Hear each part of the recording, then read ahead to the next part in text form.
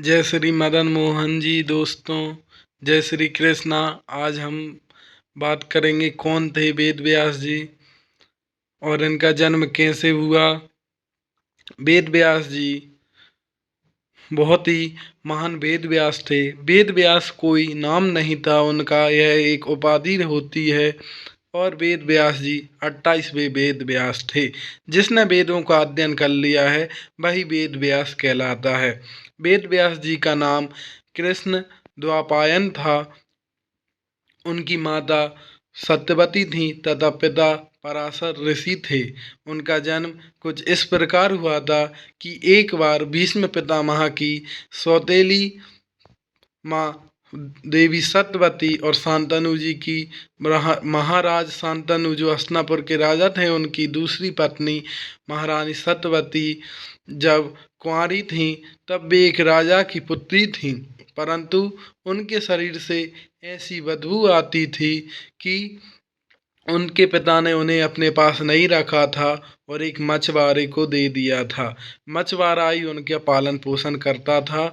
उनके शरीर से मछलियों की गंध आती थी, इसलिए उन्हें मत्स्य गंधा भी कहते थे। जब वे एक बार यमुना जी में भ्रमण कर रही थी तो एक ऋषि उनके पास आए।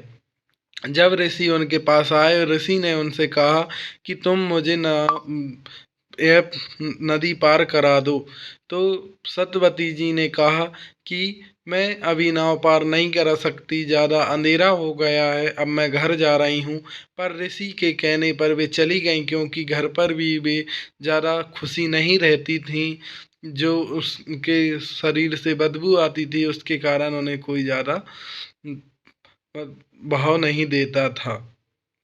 जब महारानी सत्यवती जो मत्स्यगंधा नाम से प्रसिद्ध थी, उस समय जब वे ऋषि पराशर के साथ बीच नदी में पहुंची तो बहुत जोर से बादल गरजने लगे।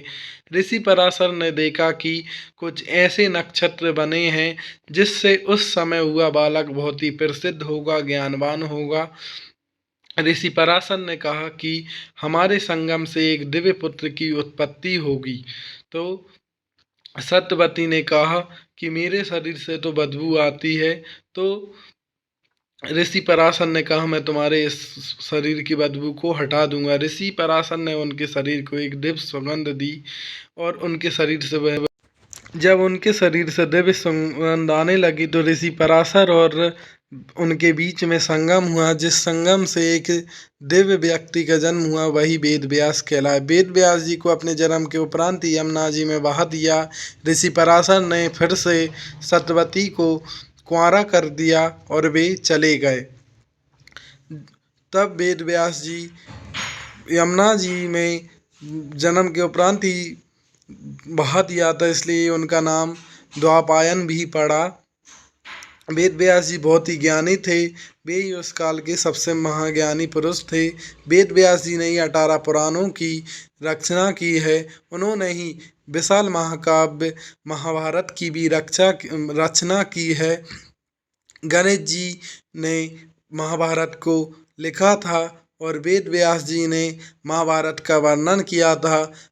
वेद व्यास जी गणेश जी को महाभारत के लिए बुलाने गए थे तो गणेश जी ने शर्त रखी थी कि जब तक आप बोलेंगे तभी तक मैं ये लिखूँगा महाभारत, उसके बाद बंद कर दूंगा। तो महर्षि वेद व्यास महाभारत को बोलते हुए चुप नहीं हुए थे, परंतु बीच बीच में ऐसे कठिन श्लोक बोल देते थे जिनका अर्थ निकालना गणेश जी को भी दुर्गम हो जाता था और ऋषि वेद व्यास को थोड़ा समय आराम के लिए मिल जाता था। गणेश जी के लिखते लिखते लीट भी टूट गई थी और फिर उन्होंने अपने दांत को तोड़कर महाभारत लिखा था। इतनी रफ्तार से वेद व्यास जी ने महाभारत का वर्णन किया था। महाभारत में वेद व्यास जी के द्वारा ही दुर्योधन तथा आदि कौरवों का जन्म हुआ था, उनके वरदान से ही।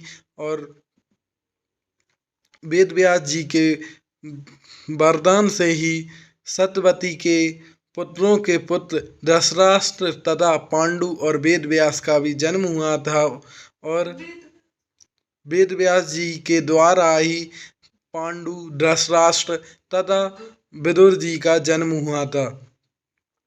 वेद व्यास जी के पुत्र सुखदेव जी महाराज हुए थे। वही सुखदेव जी महाराज जिन्होंने राजा परीक्षित को भागवत का ज्ञान दिया था, 7 दिन भागवत सुनाई थी। और सुखदेव जी महाराज ने ही परीक्षित को मोक्ष दिलाया था। यह बहुत ही दिव्य बालक थे और दिव्य ऋषि हुए बाद में। ऋषि वेद व्यास जी ने राजा परीक्षित को भी बहुत ज्ञान दिया और फिर जन्मेजय को भी बहुत ज्ञान दिया। लाइक एंड सब्सक्राइब करें। धन्यवाद।